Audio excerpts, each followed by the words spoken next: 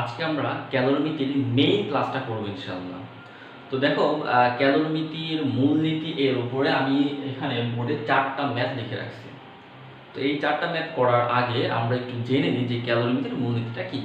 একটু সহজ ভাষাতে যদি বলে দিই, ক্যালোরিমিতির মূলনীতিটা হলো বর্জিত তাপ ইকুয়াল টু গৃহীত তাপ। বর্জিত তাপ ইকুয়াল টু গৃহীত তাপ, এটাই হলো ক্যালোরিমিতির মূলনীতি। এই ক্যালোরিমিতির মূলনীতিটা আসলে বর্জিত তাপ ইকুয়াল টু গৃহীত তাপ কেন, এটা বোঝানোর আগে ছোট্ট একটা উদাহরণ দিই তোমাদের কাছে।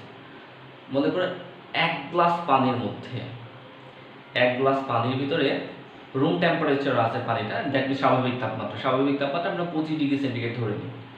তো এক গ্লাস পানির ভিতরে তুমি ফ্রিজ থেকে এক টুকরা বরফ নিলা, একটা নির্দিষ্ট ভরের এক টুকরা বরফ নিয়ে ওই পানির ভিতর ছেড়ে দিলা।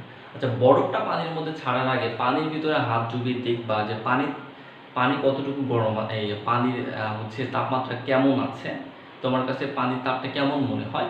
এরপরে ওই বরফ, ঠান্ডা বরফ, 0 ডিগ্রি সেন্টিগ্রেড তাপমাত্রা বরফটা এবার ওই পানির ওই হচ্ছে গ্লাসের পানির ভিতর দিয়ে দাও।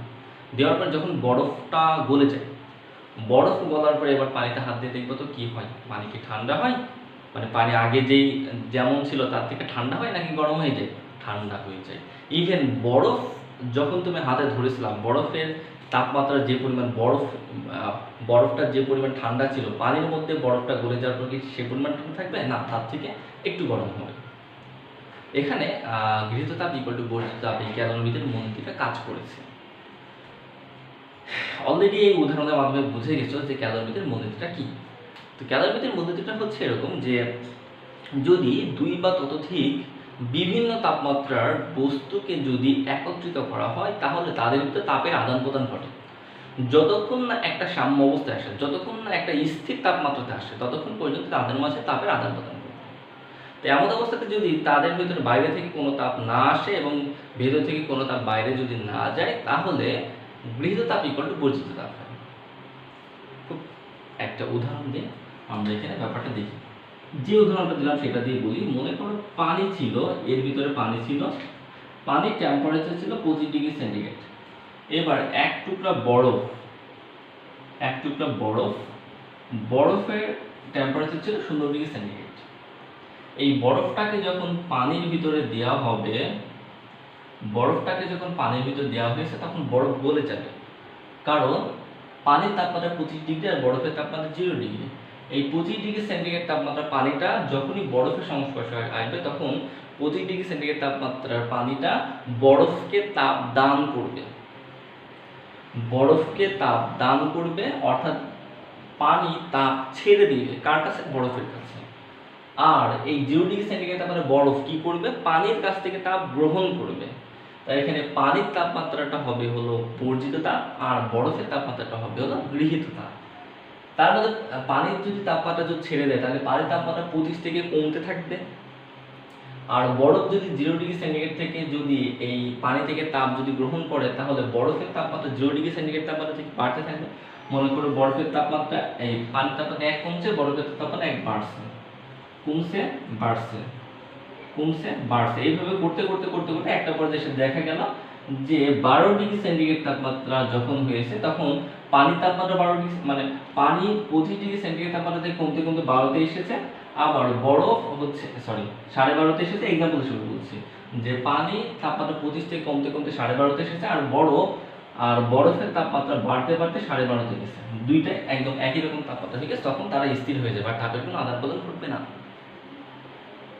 তো এই ক্ষেত্রে বলা হয় পানির বর্জিত তাপ আর বরফের গৃহীত তাপ সমান। এটাই হলো ক্যালোরিমিটার মূলনীতি। আশা করি বিষয়টা খুব ভালোভাবে বুঝছো। তো এই ক্যালোরিমিটার মূলনীতি ব্যবহার করে আমরা এখন এই ম্যাথগুলো সলিউশন করে ফেলবো ইনশাআল্লাহ। তো ম্যাথে প্রথম যে ম্যাথটি রয়েছে, খুব সহজ এই ম্যাথগুলো, খুবই সহজ, শুধু গৃহীত তাপ ইকুয়াল টু বর্জিত তাপ ইউজ করতে হবে। তো ক্যালোরিমিটার মূলনীতি আসলে ইউজ হবে কিনা অঙ্কটা পড়ে আগে দেখতে হবে। যদি ভিন্ন ধরনের তাপমাত্রার দুটি বস্তুকে যদি বা দুই বা ততোধিক বস্তুকে যদি একত্রে মিশ্রিত করা হয়, তাহলে বুঝতে হবে সেখানেই ক্যালোরিমিটার মূলনীতি গৃহীত তাপ ইকুয়াল টু বর্জিত তাপের ফর্মুলাটা আসবে।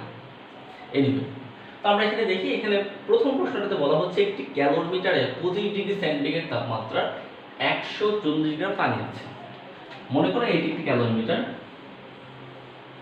এই ক্যালোরিমিটারের ভিতরে 140 গ্রাম পানি আছে এবং কত তাপমাত্রা? 25 ডিগ্রি সেন্টিগ্রেড তাপমাত্রা। দ্যাট মিন্স ক্যালোরিমিটারের তাপমাত্রা 25 ডিগ্রি সেন্টিগ্রেড, পানির তাপমাত্রা 25 ডিগ্রি সেন্টিগ্রেড, কারণ পানিটা ক্যালোরিমিটারের মধ্যে রয়েছে। প্রশ্ন বলা আছে একটি ক্যালোরিমিটারে 25 ডিগ্রি সেন্টিগ্রেড তাপমাত্রা 140 গ্রাম পানি আছে। সো ক্যালোরিমিটারের ভিতরে যদি পানি থাকে, পানির তাপমাত্রা যদি 25 হয়, তাহলে ক্যালোরিমিটার তাপমাত্রা 25।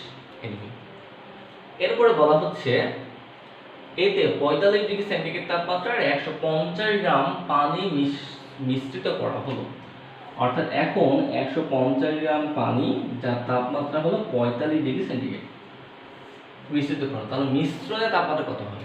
এখানে তাপমাত্রা ছিল 25 আর আমরা 45 ডিগ্রি সেন্টিগ্রেড তাপমাত্রা কোনো কিছু মিশাচ্ছি, তাহলে কি হবে বলতো? এই 45 ডিগ্রি সেন্টিগ্রেড তাপমাত্রা বেশি, তার মানে 45 থেকে যখন এই পানিটাকে এই ক্যালোরিমিটারের ভিতরে মিশ্রিত করা হবে, তখন এই 45 ডিগ্রি সেন্টিগ্রেড তাপমাত্রা পানি তাপ ছেড়ে দেবে আর এই ক্যালোরিমিটারের পানি তাপ গ্রহণ করবে। 45 থেকে তাপ গ্রহণ করবে আর 45 থেকে 25কে ছেড়ে দেবে।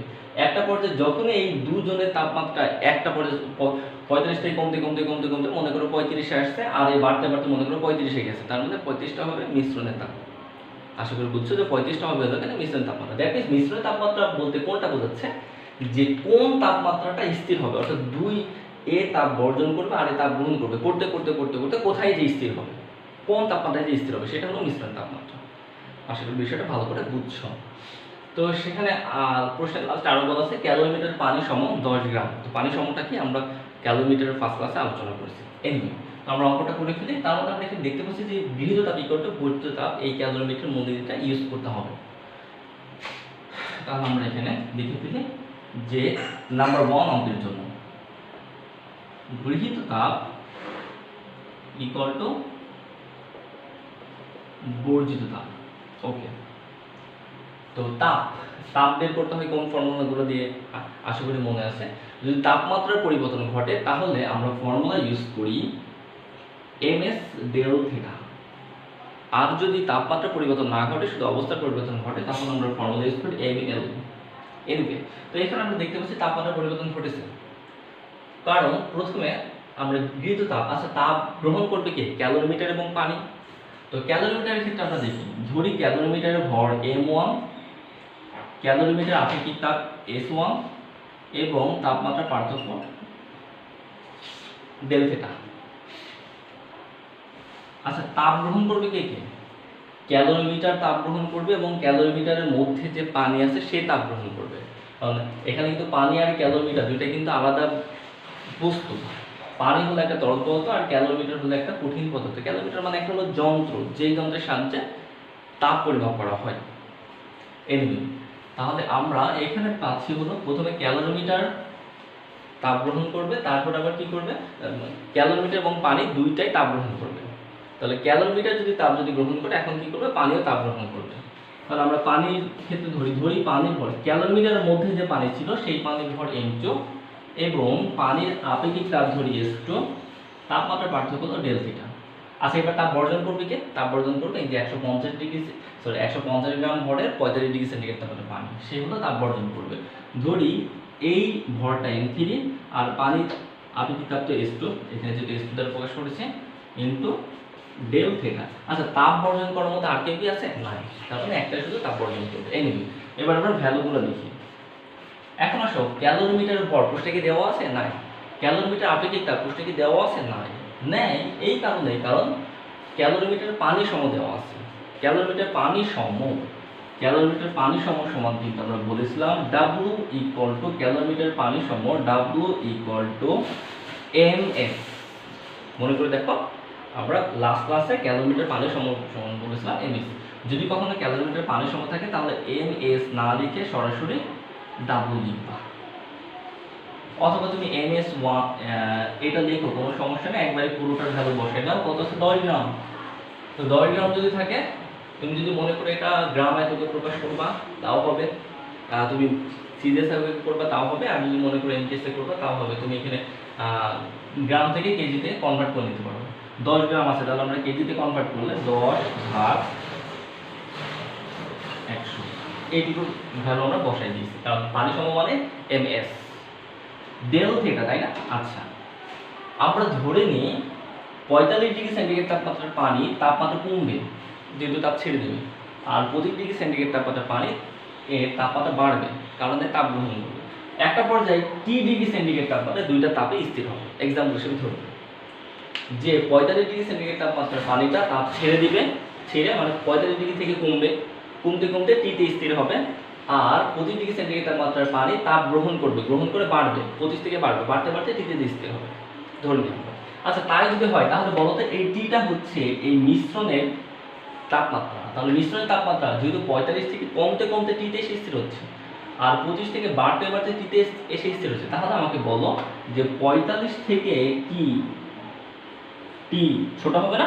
ছোট হবে। 45 থেকে টি ছোট হবে, কিন্তু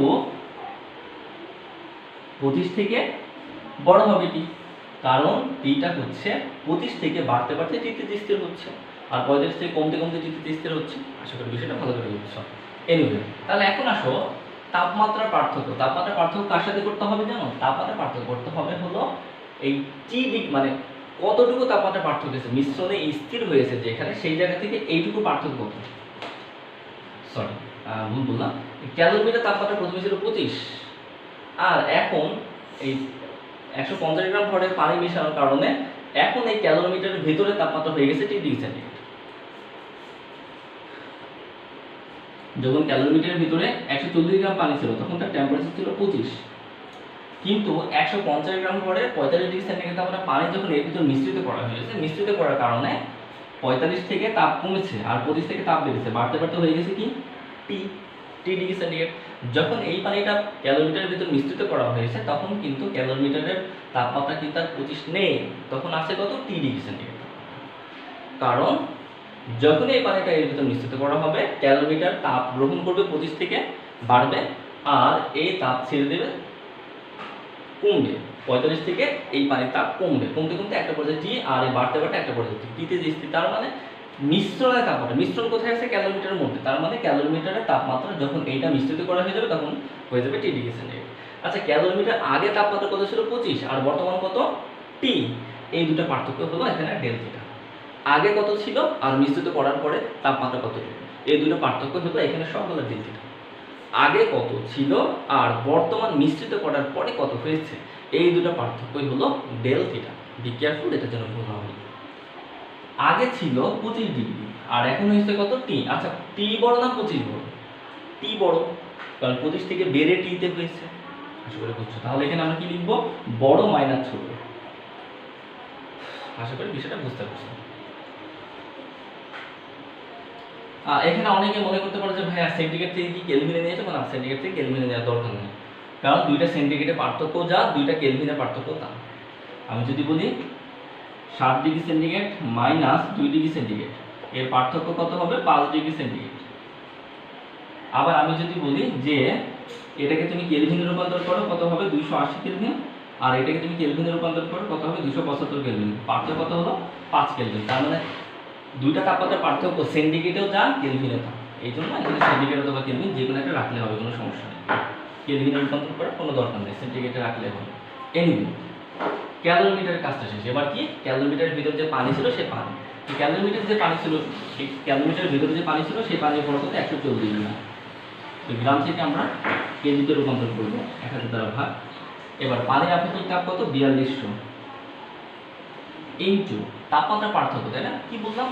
আগে তাপমাত্রা কত ছিল আর বর্তমান কত। আগে তাপমাত্রা ক্যালোরিমিটারের ভিতরে পানির তাপমাত্রা আগে কত ছিল? 25 ডিগ্রি সেন্টিগ্রেড, আর বর্তমানে কত হয়েছে? টি ডিগ্রি সেন্টিগ্রেড। মিশানোর পরে হয়ে গেছে টি ডিগ্রি সেন্টিগ্রেড, তার মানে টি মাইনাস 25, কারণ 25 থেকে টি বড়। গৃহীত তাপ হয়ে গেল। এবার কি বর্জিত তাপ, তাপ বর্জন করবে কোনটা? এটা। তার মানে 150 গ্রাম, এমনি 150 গ্রাম পানির আপেক্ষিক তাপ 4200। ডেল থিটা, ডেল থিটা মানে মিশানোর আগে তাপমাত্রা কত ছিল আর মিশানোর পর তাপমাত্রা কত হয়েছে, এই দুটো পার্থক্য।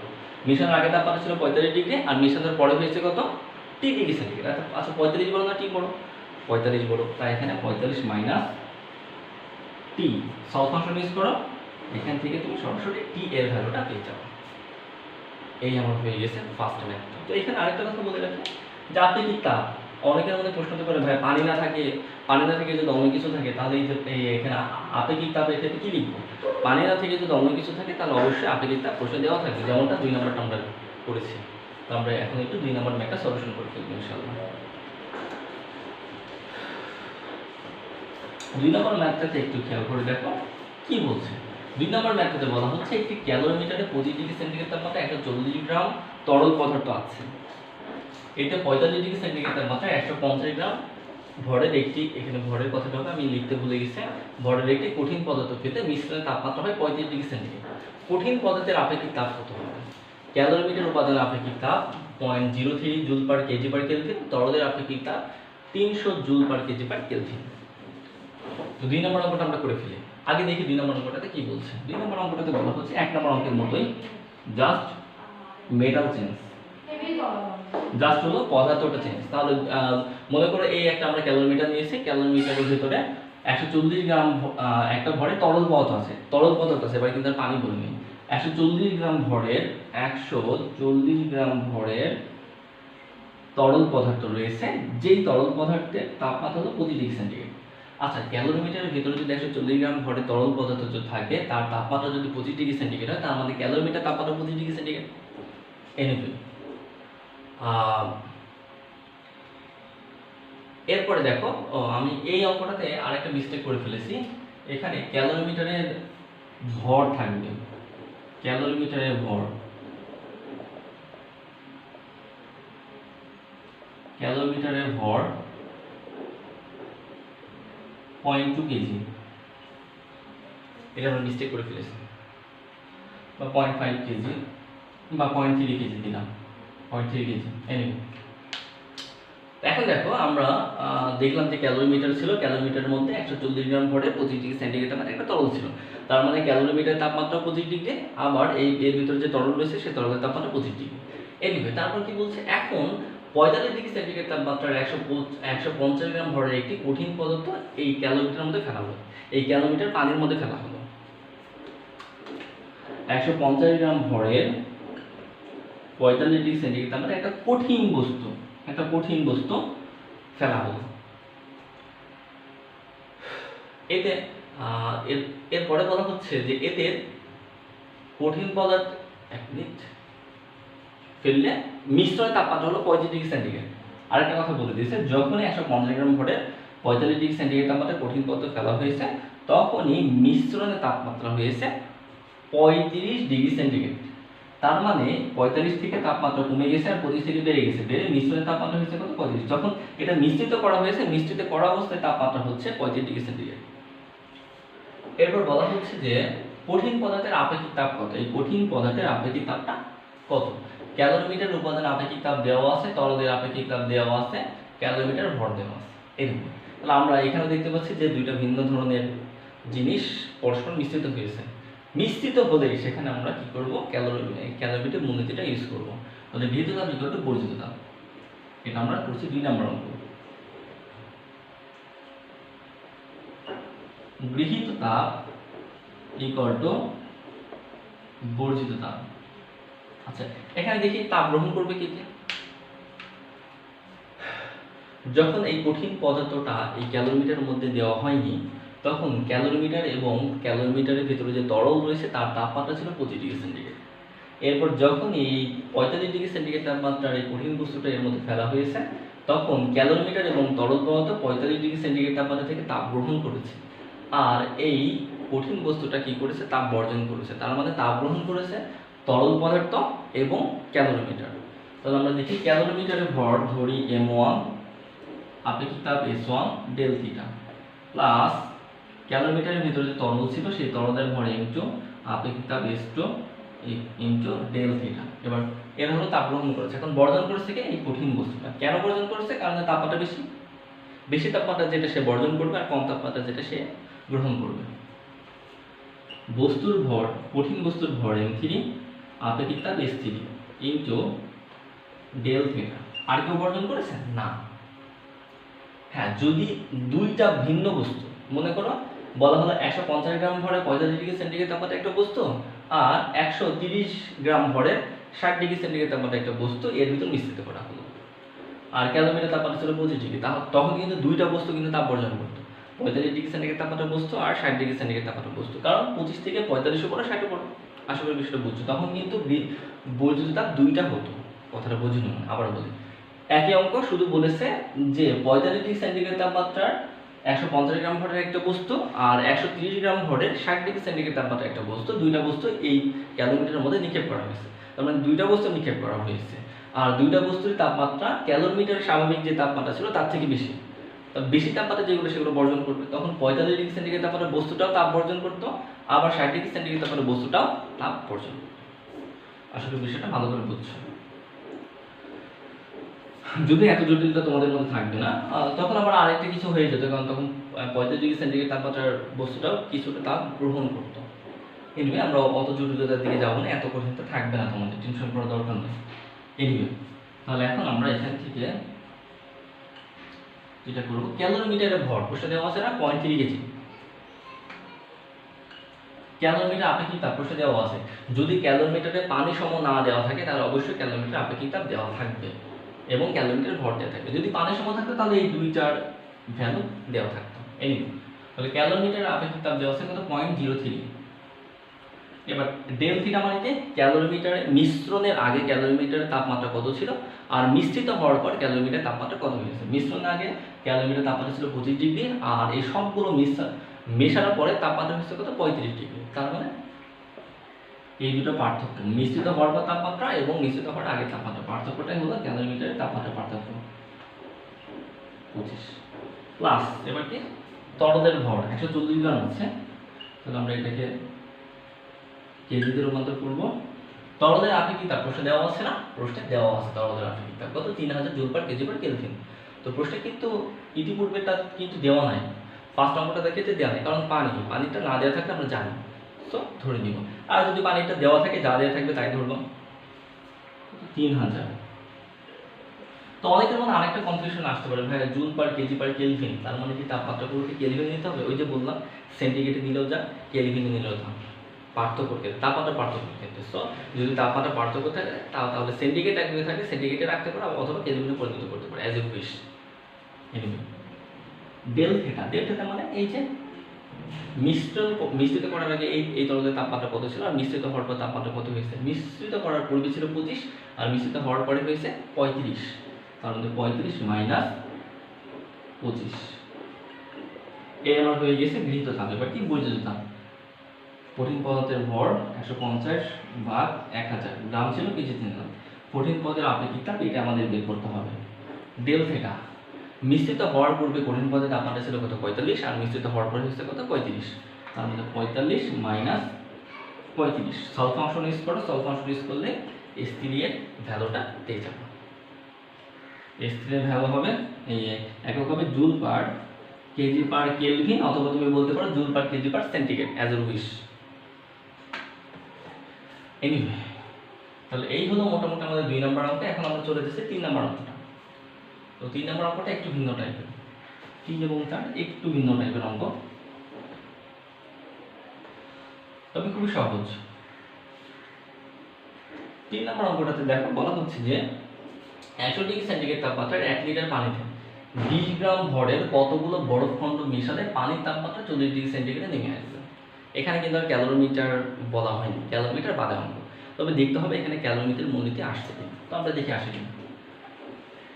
100 ডিগ্রি সেন্টিগ্রেড তাপমাত্রায় 1 লিটার পানি, মনে করো এখানে 100 ডিগ্রি সেন্টিগ্রেড তাপমাত্রায় 1 লিটার পানি আছে। 100 ডিগ্রি সেন্টিগ্রেড তাপমাত্রার 1 লিটার পানি আছে। কত ডিগ্রি সেন্টিগ্রেড, 100 ডিগ্রি সেন্টিগ্রেড।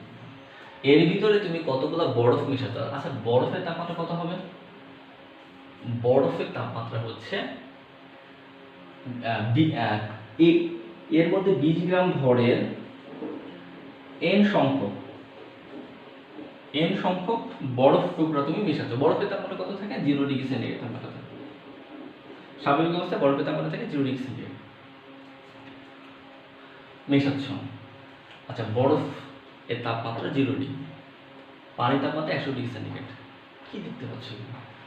বরফ 100 ডিগ্রি, যখনই এই বরফটা পানির ভিতর মেশাবো, বরফ কি করবে 100 ডিগ্রি সেন্টিগ্রেড তাপমাত্রা থেকে তাপ গ্রহণ করবে, আর পানি কি করবে 100 ডিগ্রি সেন্টিগ্রেড তাপমাত্রা থেকে তাপ বর্জন করবে। করার পর দেখো প্রশ্নে বলে দিয়েছে যে পানির তাপমাত্রা 40 ডিগ্রিতে নেমে আসে। যখনই বরফ মেশানো হয়েছে তখন পানির তাপমাত্রা 40 ডিগ্রি সেন্টিগ্রেডে নেমে আসে। এর অর্থ হলো বরফ মেশানোর পরে এই মিশ্রণের তাপমাত্রা হয়েছে 40 ডিগ্রি সেন্টিগ্রেড। পানির তাপমাত্রা 100 ডিগ্রি সেন্টিগ্রেড থেকে 40-এ নেমে আসছে, আর বরফের তাপমাত্রা 0 থেকে 40-এ গিয়ে স্থির হয়েছে। আশা করি বিষয়টা ভালো করে বুঝছো। তার মানে এখানে ক্যালোরিমিটার মূলনীতিটা অ্যাপ্লাই করতে হবে। তাহলে আমরা দেখবো এখানে গৃহীত তাপ ইকুয়াল টু বর্জিত তাপ। তাপ গ্রহণ করবে কে? বরফ। ধরি বরফের ভর m1। আচ্ছা, এখানে একটা ব্যাপার খেয়াল রাখতে হবে। 0 ডিগ্রি সেন্টিগ্রেড তাপমাত্রা বরফ যখন মেশানো হয়েছে, 0 ডিগ্রি সেন্টিগ্রেড তাপমাত্রা বরফ আগে গলে যাবে, তারপরে বরফ গলে যে পানিটা হবে সেই পানির তাপমাত্রা 40 ডিগ্রিতে যে থামবে। তার মানে বরফ যখন মেশানো হয়েছে, প্রথমে n সংখ্যক যে বরফ টুকরাগুলো ছিল এইগুলা 0 ডিগ্রি সেন্টিগ্রেড তাপমাত্রা বরফ 0 ডিগ্রি সেন্টিগ্রেড তাপমাত্রার পানিতে পরিণত হবে। এরপরে মানে 0 ডিগ্রি সেন্টিগ্রেড তাপমাত্রা n সংখ্যক বরফ, মনে করো 5টা বরফ মিশ্রিত বা 25টি বরফ মিশ্রিত করা হয়েছে, তো বা 10টা বরফ মিশ্রিত করেছে। মনে করো 10টা 20 গ্রাম ভরের 10টা বরফকে যখন তুমি এখানে 0 ডিগ্রি সেন্টিগ্রেড তাপমাত্রা 20 গ্রাম ভরের 10টা বরফ খণ্ডকে যখন তুমি পানির ভিতর মিশিয়েছো 100 ডিগ্রি সেন্টিগ্রেড তাপমাত্রা, মানে কি ফুটন্ত পানি, পানির ভিতর যখন মিশিয়েছো তখন কি হবে দেখো তো, এই বরফগুলা, এই বরফ টুকরাগুলো 100 ডিগ্রি সেন্টিগ্রেড তাপমাত্রা থেকে তাপ গ্রহণ করবে। তো তাপ যখন গ্রহণ করছে, কিছু পরিমাণ তাপ গ্রহণ করে সে বরফ গলে যাবে। 0 ডিগ্রি সেন্টিগ্রেড তাপমাত্রা বরফ 0 ডিগ্রি সেন্টিগ্রেড তাপমাত্রা পানিতে পরিণত হবে। তারপরে আবার ওই 0 ডিগ্রি সেন্টিগ্রেড তাপমাত্রা পানি আরও তাপ গ্রহণ করবে, এই 100 ডিগ্রি সেন্টিগ্রেড তাপমাত্রা পানি থেকে আরও তাপ গ্রহণ করে আস্তে আস্তে ওই বরফ গলা পানি আস্তে আস্তে তাপমাত্রা বাড়বে, বাড়তে বাড়তে 40-এ স্থির হবে। 100 ডিগ্রি সেন্টিগ্রেড তাপমাত্রা পানি তাপ কমবে, আর এদিকে বরফ গলা পানি তাপ বাড়বে, বাড়তে বাড়তে একটা পর্যায়ে 40-এ স্থির হবে। আশা করি বিষয়টা ভালো করে বুঝছো। তার মানে এখানে গৃহীত তাপ হবে দুইটা পর্যায়ে। প্রথমে বরফ গলবে, বরফ গলার জন্য কোন ফর্মুলা ইউজ করতে হবে? m1 l, ধরি বরফের পর m1 lx। কেন lx? কারণ 0 ডিগ্রি সেন্টিগ্রেড তাপমাত্রা বরফ 0 ডিগ্রি সেন্টিগ্রেড তাপমাত্রা পানিতে পরিণত হবে, তাপমাত্রা পরিবর্তন হচ্ছে না, জাস্ট অবস্থার পরিবর্তন হচ্ছে, তাই l। আর গলনের জন্য lf। আশা করি বিষয়টা ভালো করে বুঝছো। প্লাস প্রথমে বরফ গলার জন্য একটা তাপ গ্রহণ করবে, তারপর গলিত বরফ এর তাপমাত্রা কততে যাবে? 0 থেকে 40-এ যাবে, যেহেতু তাপমাত্রা 40-এ স্থির হয়েছে, 0 থেকে 40-এ যাবে। তার মানে বরফ গলার, এখন দেখো তাপমাত্রা পরিবর্তন হচ্ছে, ধরি বরফ পানির আপেক্ষিক তাপ S1 ডেল্টা। কারণ ওই যে বললাম 100 থেকে তাপ গ্রহণ করছে, গ্রহণ করে বরফ গলে গেছে, 0 ডিগ্রি সেন্টিগ্রেড তাপমাত্রা বরফ 0 ডিগ্রি সেন্টিগ্রেড তাপমাত্রা পানিতে। তখন আমরা 0 ডিগ্রি সেন্টিগ্রেড তাপমাত্রা বরফ 0 ডিগ্রি সেন্টিগ্রেড তাপমাত্রা পানিতে আসার জন্য 100 ডিগ্রি সেন্টিগ্রেড তাপমাত্রার পানি থেকে কতটুকু তাপ গ্রহণ করবে সেটা আমরা এই জায়গা থেকে পেলাম। এবার এখন তো বরফ তো এই তাপ গ্রহণ করে তো বরফ গলে গেছে, এখন 0 ডিগ্রি সেন্টিগ্রেড তাপমাত্রা পানি আছে। এবার 0 ডিগ্রি সেন্টিগ্রেড তাপমাত্রা পানি 40 ডিগ্রি সেন্টিগ্রেড তাপমাত্রা পানিতে পরিণত হতে হবে, কারণ 0 ডিগ্রি সেন্টিগ্রেড তাপমাত্রা পানি 100 ডিগ্রি সেন্টিগ্রেড তাপমাত্রার পানি থেকে তাপ গ্রহণ করবে, করতে করতে 40-এ স্থির, আর 100 ডিগ্রি সেন্টিগ্রেড তাপমাত্রার পানি তাপ বর্জন করতে করতে 40-এ স্থির। তাহলে এখন আমরা দেখবো 0 ডিগ্রি সেন্টিগ্রেড তাপমাত্রার পানি 40 ডিগ্রি সেন্টিগ্রেড তাপমাত্রা নিয়ে আসার জন্য তাপ কতটুকু? এইটুকু তাপমাত্রা পরিবর্তন করেছে, তাই ms ডেল থিটা। এবার কি গৃহীত তাপ, এই বর্জিত তাপ বর্জন করবে কে? 100 ডিগ্রি সেন্টিগ্রেড তাপমাত্রা পানি। 100 ডিগ্রি সেন্টিগ্রেড তাপমাত্রা পানির ভর m2, পানির আপেক্ষিক তাপ ms1, যেহেতু s1 এখানে s1 ব্যবহার করেছি, ডেল থিটা। এনিওয়ে বরফের ভর বলা হচ্ছে 20 গ্রাম ভরের কতগুলো বরফ মেশাতে হবে এর মধ্যে। তো আমরা ধরি 20 গ্রাম ভরের n সংখ্যক বরফ মেশাতে হবে। আচ্ছা, একটা বরফের ভর যদি একটা বরফ টুকরার ভর যদি 20 গ্রাম হয়, তাহলে n সংখ্যক বরফ টুকরার ভর কত হবে? 20 × n বা n × 20। আশা করি ভালো করে বুঝছো। একটা বরফের ভর যদি 20 গ্রাম হয়, বা এটাকে যদি আমরা কেজিতে কনভার্ট করি তাহলে 1000। এবার যদি এখানে যদি একটা ভরের একটা টুকরা বরফের খণ্ডর ভর, তাহলে n সংখ্যক বরফ টুকরার ভর কত হবে? n × এটা। একটা বরফের ভর 20 গ্রাম, তো আমরা 20 গ্রাম থেকে কেজিতে কনভার্ট করছি, 1000 দ্বারা ভাগ করছি, তার মানে কত? 0.002 কেজি। একটা বরফের ভর 20/1000, তাহলে n সংখ্যক বরফের ভর কত? n সংখ্যক বরফ টুকরার ভর কত? n × 20/1000। আর আমরা ধরে নিচ্ছি n সংখ্যক বরফ এর ভিতর মেশানো হয়েছে। এন ইন্টু এল এফ, বরফ গলনের আপেক্ষিক তাপ, বরফ গলনের আপেক্ষিক সূত্র তাপ না দিয়ে থাকলে আমরা ধরে নেব বলেছিলাম 3.36 ইন্টু 10⁵ প্লাস এন ইন্টু 20/1000। কেন এন ইন্টু 20/1000? এই যতটুকু বরফ, এটা তো বরফের ভর, এই ভরের বরফ যখন গলে যাবে, গলে পানিতে পরিণত হবে, ভরে কি পরিবর্তন করবে? বরফের এন সংখ্যক বরফের ভর যতটুকু ছিল, ওই এন সংখ্যক বরফ গলে যতটুকু পানি হবে সেই পানির ভর একই থাকবে, এন ইন্টু 20/1000। আশা করি বিষয়টা ভালো করে বুঝছো। ইন্টু পানির আপেক্ষিক তাপ এখন, কারণ এখন বরফ থেকে পানিতে পরিণত হয়ে গেছে, ডেল থেটা। ডেল থেটার ক্ষেত্রে কোনটা হবে? আচ্ছা, বরফ পানিতে মেশা, এই বরফ গলার পরে, এটা আমরা কখন দেখছি? যখন বরফ গলে পানিতে পরিণত হয়ে গেছে। তো পানিতে পরিণত হয়ে ছিল কত? 0 ডিগ্রি, আর কত তাপমাত্রা স্থির হয়েছে? 40 ডিগ্রিতে। তার মানে দুইটা তাপমাত্রার পার্থক্য কত? 40 - 0। এবার বর্জিত তাপ, বর্জিত তাপ, পানির ভর কত? 100 ডিগ্রি সেন্টিগ্রেড তাপমাত্রায় পানির ভর কত? 1 লিটার। তো 1 লিটার, এই লিটারের ক্ষেত্রে আমি একটু ব্যাপারটা একটু বলি যে, আচ্ছা 1 লিটার এটা কিসের আয়তন? আয়তনের একক লিটার। তো আয়তনের একক হলো লিটার। আমি কেমিস্ট্রিতে দেখাইছিলাম যে আয়তন 1 লিটার, তাই না? 1 লিটার, 1 লিটার সমান কত ঘনমিটার? খুব ভালো করে তোমাদের বলেছিলাম যে 1 ঘনমিটার সমান 1000 লিটার। তাহলে 1 লিটার সমান কত? 1 লিটার সমান তো হবে না, যে লিটার থেকে যদি ঘনমিটার না, আমি উল্টা দেখি, যে 1000 লিটার সমান 1 ঘনমিটার। তাহলে 1 লিটার সমান কত?